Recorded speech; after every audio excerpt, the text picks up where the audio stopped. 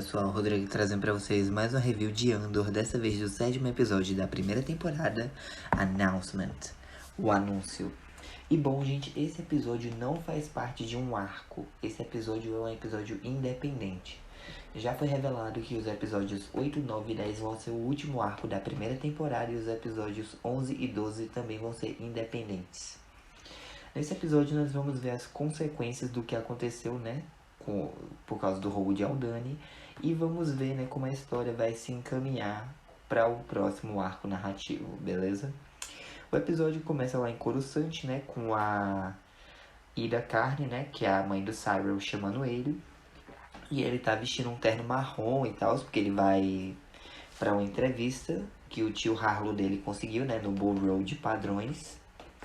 E ele fala, né, que pediu pra fazer um ajuste no colarinho dele e tal. E a mãe tá falando que, tipo, parece, tipo, me note e tal, que o colarinho dele tá muito pra cima. Mas, enfim, eles vê, né, pela TV um noticiário falando sobre Aldhani e tal. E ele fica meio assim, né. E aí, a Dedra, ela tá se arrumando e ela vai junto com o assistente dela, né, o Hurt, pra uma reunião lá do BSI, onde estão sendo discutidas novas medidas imperiais, e quem tá, né, organizando essa reunião, ele mesmo, Wolf Yularen, gente. Quem lembra dele? O almirante Yularen lá de Clone Wars. Sim, agora ele foi promovido e ele é o coronel Yularen, e ele é o chefão, né, do BSI. Mas enfim, ele tá falando, né, que essas novas medidas imperiais, basicamente eles vão aumentar em 5 vezes o valor roubado de Aldhani, né? Eles vão aumentar os impostos 5 vezes. Pra mostrar, né, em todos os setores que ninguém rouba o Império. E aí ele disse que falou com o Imperador Palpatine, né, e o BSI recebeu liderança total e tal pra fazer as coisas. Ele começa a discutir, né, a diretiva de sentença de ordem pública, que basicamente, no caso a DSOP, que basicamente, né, qualquer coisa contra o Império vai ser tratada como classe 1, né, de várias atenções. E aí, beleza, né, a Dedra tá conversando, né, com o Hurt, mostrando a insatisfação dela, né, porque eles estão jogando nas mãos dos rebeldes. É isso que eles gostariam, né, de fazer. É isso que eles gostariam, né, que o Império pensasse, que fosse só um roubo. Mas ela acha que isso é um anúncio pra algo. E aí, né, o Luthen tá lá no rádio da galeria dele, ele tá escutando, né, as medidas preventivas que foram tomadas em Aldhani. Por exemplo, toda a segurança foi substituída e está sendo interrogada pelo BSI. Alguns Danis, né, foram capturados e tal, pra ver se estavam com os rebeldes, essas coisas, enfim. E aí, a Mon Mothma, ela chega, né, junto com Cloris. Ela tava indo pro Senado, mas como a galeria era no caminho, né, ela resolveu parar pra devolver o presente que ela tinha levado pro Perry. E aí, ela pergunta, né, pro Luthen se foi ele e tal. Ele meio que tenta fazer de desentendido. Ele falava que precisava de grana. Ela, foi você, sim, não foi que organizou isso em Aldhani. Você faz ideia de o quão isso mudou as coisas? Ele, você não ia me falar da reunião? Ela, a reunião vai ser essa noite. Essas coisas são remarcadas, sabe, né? Ele, voltar agora é impossível. Ela, não, mas você não ia construir uma rede, né, e tal. Ele, a rede já foi construída e ela tá ativa, então... Olha, nós já esperamos demais. E aí, né, mas o Império agora vai apertar mais as coisas. Ele, nós precisamos disso. Tipo, o Império vem sufocando a gente aos poucos que a gente nem tá percebendo. Agora o pessoal vai ficar insatisfeito e vai fazer alguma coisa. Ela, pessoas vão se machucar. Ele, mas a gente precisa disso. Se você quiser desistir e tal, por causa da consciência, vai lá, se rende. Mas enfim, ela se vira, né, e diz, eu acho que eu não vou levar nada, né, pro Perry hoje. Ele, mas fique à vontade, né, e volte quando quiser. Ela, sem problemas, ele me informe da reunião. Ela, ok. E aí ela sai da loja, né, entra no carro do motorista. E a Cleia pergunta, né, pra o Luthen se ela vale a pena. Ele, nós vamos ver, mas nós não podemos nos esconder pra sempre. E aí a gente vai, né, até o Bull Road de padrões, onde o Cyril está sendo entrevistado, né, pelo moço de lá.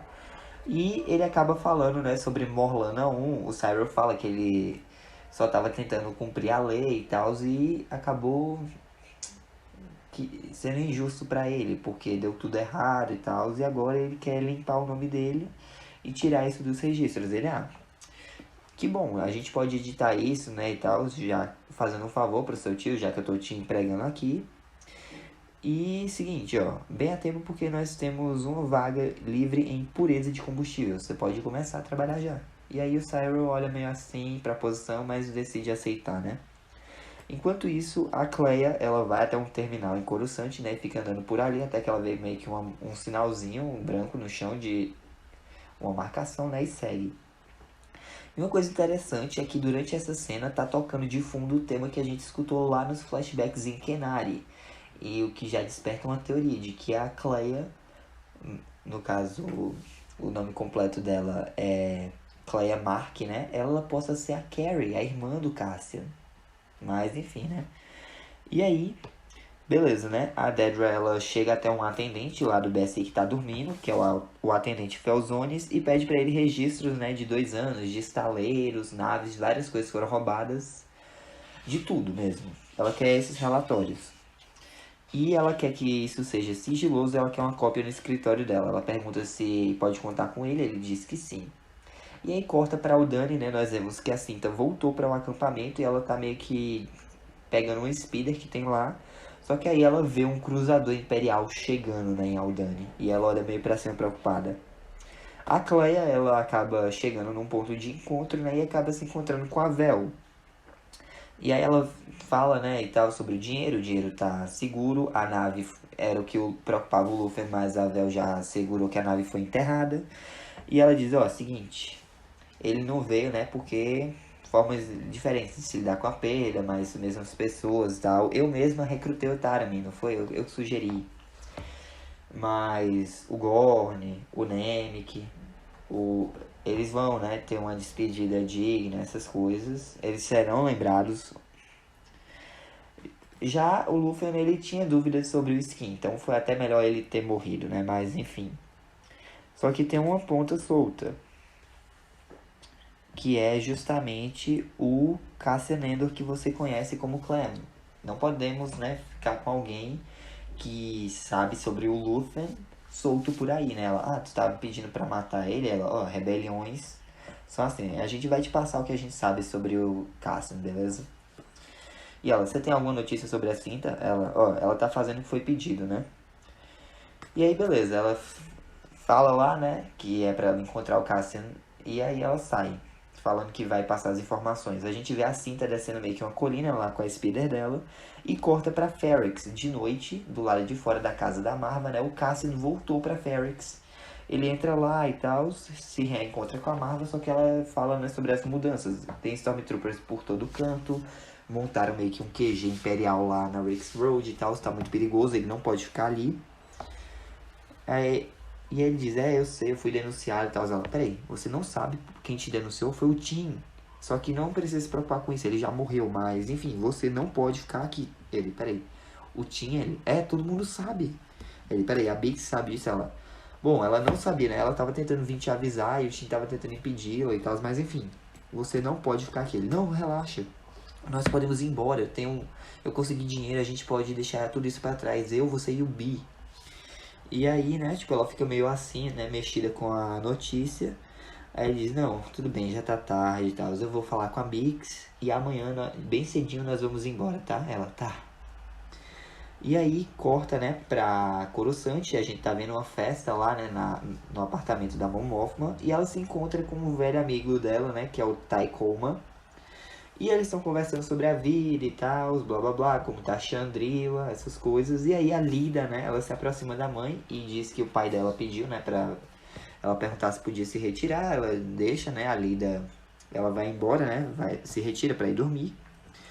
E aí a Mona, ela quer saber se ela pode confiar, né, no Tai, ou então no Tei, né, pra conseguir contar um segredo que só 3 pessoas sabem. Ele, por quê? Mas isso é algo pessoal ou político? Ela, político, ele, mas você sabe que eu já cansei do império, essas coisas e tal. E ela, não, tá tudo bem. E ela fica, tipo, o tempo todo, sorria, mantenha a discrição. E ela tá conversando com ele. E diz que enquanto ela parecia uma irritação e tal, tipo, essa Mon Mothma que todo mundo conhece como senadora, essas coisas, é tudo fachada, é fake. E tipo, ela aprendeu isso com o Palpatine, né? Mostre a joia com a mão e eles não verão uma faca na garganta, um negócio assim. Mas é isso aí, enquanto eu parecer apenas uma irritação, eles vão ignorar o que eu tô fazendo. Ele, o que você tá fazendo? Ela, olha, eu preciso da sua ajuda, porque eu tô arrecadando dinheiro pra uma caridade lá em Chandrila, eu quero que você seja presidente. Mas, tipo, eu não tô mais com acesso fácil aos fundos da minha família. Meu motorista, ele é um espião do BSI que tá informando eles. O grão-vizir lá do imperador, né, que é o Mazameda, ele fica se infiltrando em algumas reuniões dela e tal. E aí ele, mas você ainda não me disse o que você vai fazer. Ela, olha, você é a minha melhor chance e eu não vou te dizer o que é, tá bom? Mas olha, o Perrin não é confiável. E aí ela vê, né, o marido se aproximando, ela diz, sorri, aí os dois conversam e tal, blá blá blá.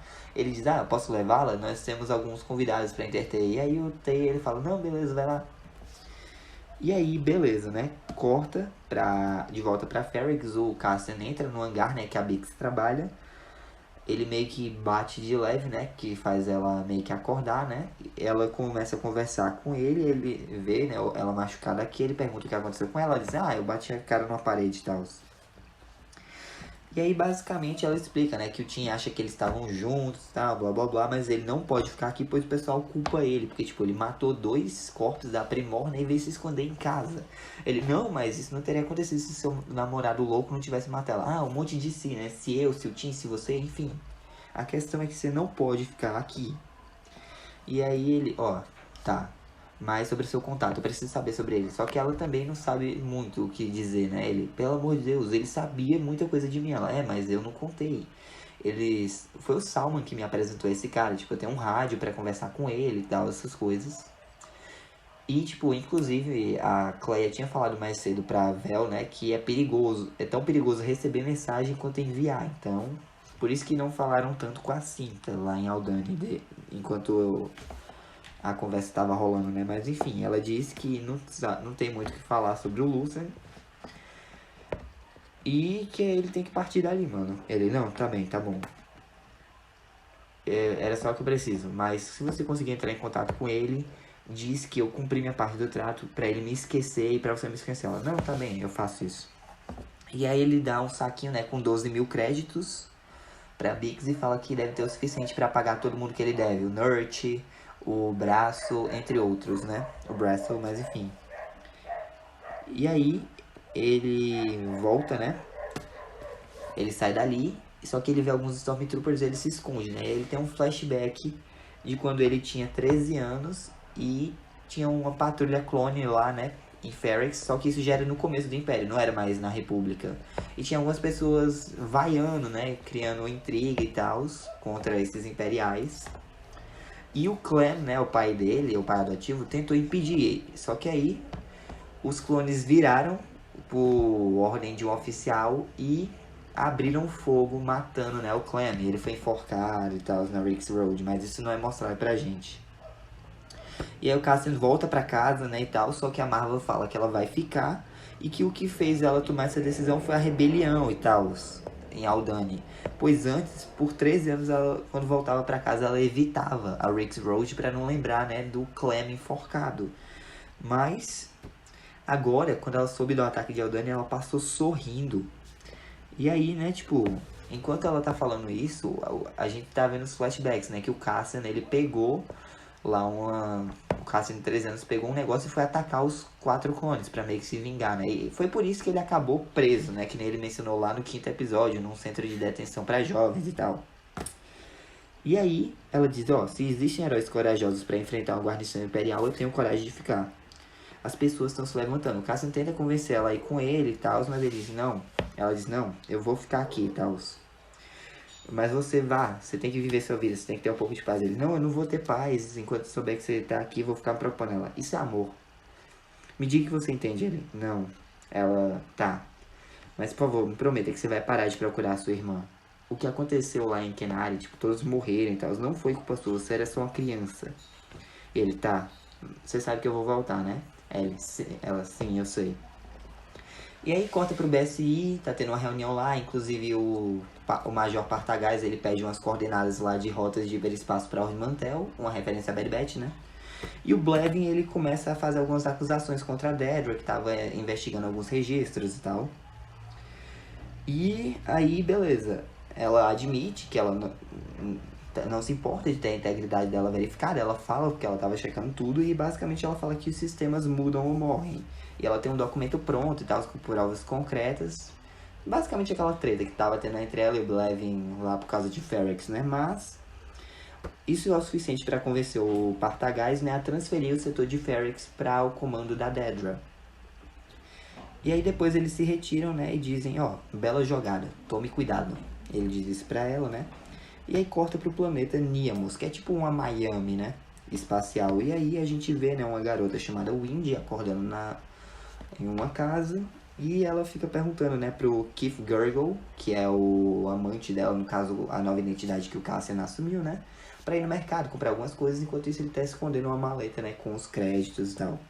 E ele tá passeando, né, indo na mercearia comprar as coisas que faltam lá na casa e vê algumas pessoas sendo perseguidas. Ele continua andando, só que aí um Scout Trooper, né, diz, tá olhando pros lados por quê? Ele, não, eu só quero saber o que tá acontecendo. Não, ele, não, você é parte disso. Ele começa a acusar o Cassian, né, e tal, no caso o Keith.